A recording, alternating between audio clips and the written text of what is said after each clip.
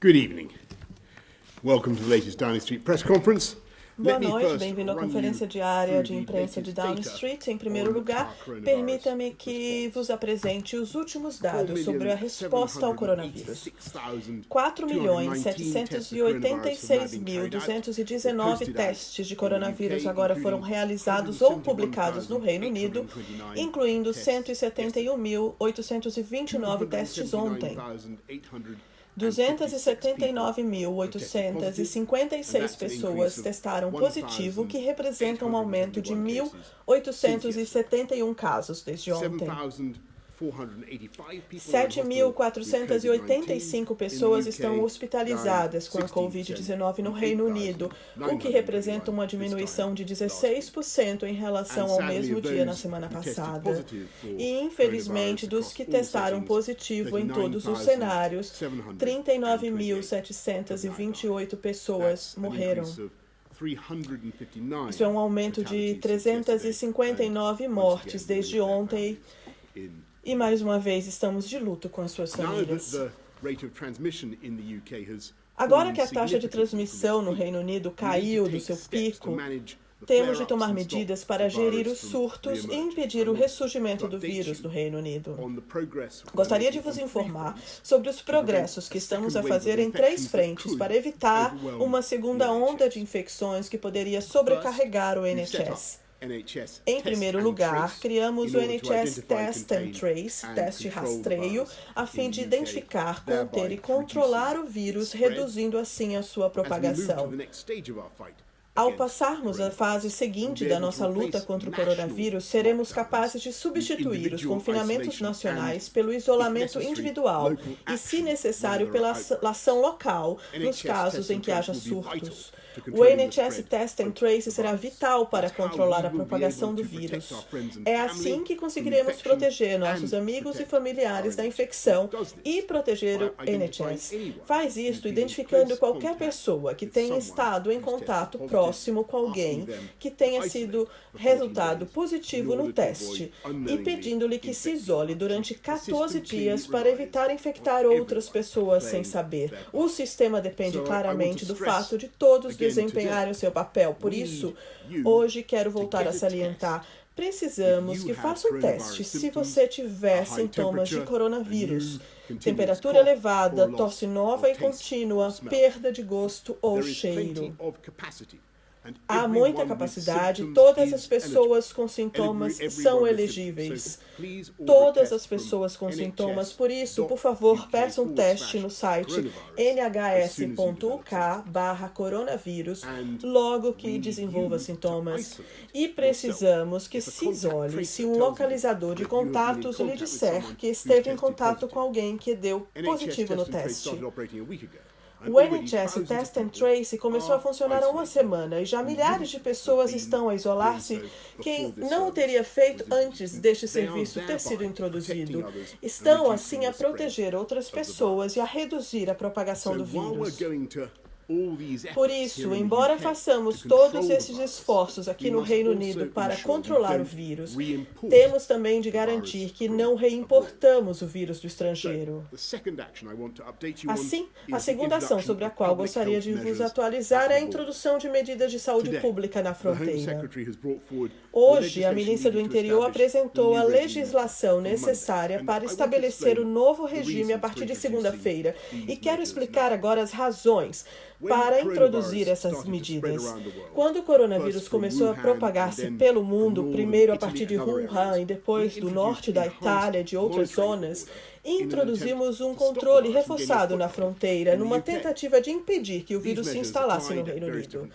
Estas medidas aplicavam-se em vários momentos diferentes às chegadas da China, Japão, Irã e Itália, e exigiam que as pessoas com sintomas viajassem desses países se auto-isolassem por 14 dias. No entanto, uma vez que a transmissão comunitária foi generalizada no Reino Unido, os casos provenientes do estrangeiro constituíam uma proporção ínfima do total. Ao mesmo tempo, lembre-se que as viagens internacionais caíram à medida que os países de todo o mundo entraram em isolamento. Por conseguinte, as medidas na fronteira foram suspensas porque na altura fizeram pouca diferença na nossa luta.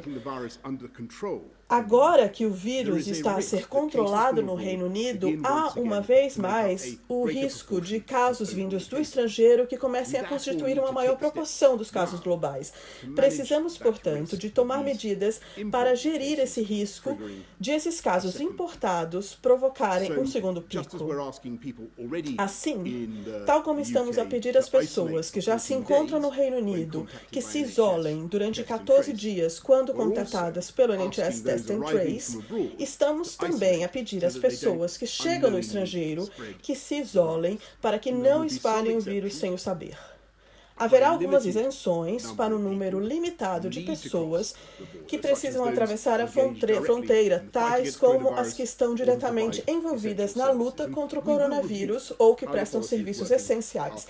E iremos rever a forma como a política está a funcionar ao fim de 3 semanas e, evidentemente, exploraremos a possibilidade de corredores de viagens internacionais com países com baixas taxas de infecção, mas apenas quando as provas demonstrarem que é seguro fazê-lo. O terceiro aspecto que gostaria de referir hoje é que precisamos de uma ação internacional eficaz para reduzir o impacto do vírus em todo o mundo. Este é realmente o momento para a humanidade se unir na luta contra a doença. Especialistas em saúde alertam para o fato de que, se o coronavírus se propagar nos países em desenvolvimento, isso poderá conduzir a futuras ondas de infecção que cheguem ao Reino Unido. Embora o nosso espantoso NHS tenha estado presente para todos os que dele necessitam neste país, muitos países em desenvolvimento têm sistemas de saúde que estão mal preparados para gerir esta pandemia.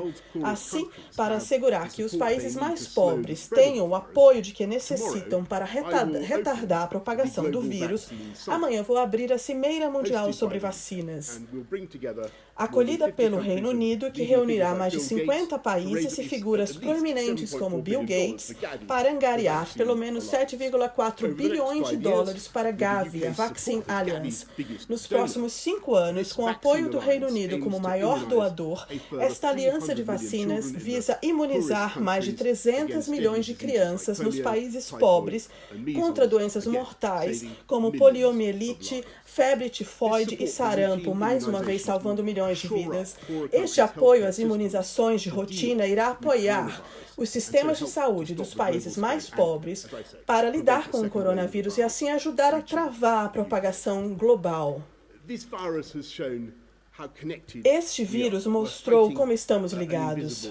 Estamos a combater o inimigo invisível e ninguém está a salvo, francamente, até estarmos todos a salvo. E mais uma vez, é claro que tudo isso depende de cada um de nós continuar a fazer a nossa parte. E como nunca me canso de vos dizer, não esqueçamos o básico. Lave suas mãos regularmente durante 20 segundos. Lave suas mãos. Não se junte em grupos de mais de 6 pessoas no exterior. Observe sempre o distanciamento social, mantendo 2 metros de distância de qualquer pessoa fora de casa. E gostaria de salientar um último ponto que pode ser relevante hoje, uma vez que o tempo ameaça, penso eu, virar para pior. Alguns de vocês podem sentir-se tentados a mover as reuniões que têm estado a desfrutar ao ar livre para dentro de casa, fora da chuva. Peço-vos encarecidamente, não façam isso. Tornamos mais flexíveis as regras sobre reuniões ao ar livre por uma razão muito específica, porque as provas mostram que os riscos de transmissão são muito mais baixos ao ar livre. E os riscos de transmissão do vírus são significativamente mais elevados dentro de casa, razão pela qual os encontros dentro de casa continuam proibidos. Quebrar agora estas regras pode minar e inverter todos os progressos que fizemos em conjunto. Não tenho dúvidas de que isso não vai acontecer, não tenho dúvidas de que isso não vai acontecer. Penso que o público britânico continuará a demonstrar a mesma determinação no combate ao vírus. Vamos ultrapassar isso se nos mantivermos alerta, controlarmos o vírus e, ao fazê-lo, salvarmos vidas.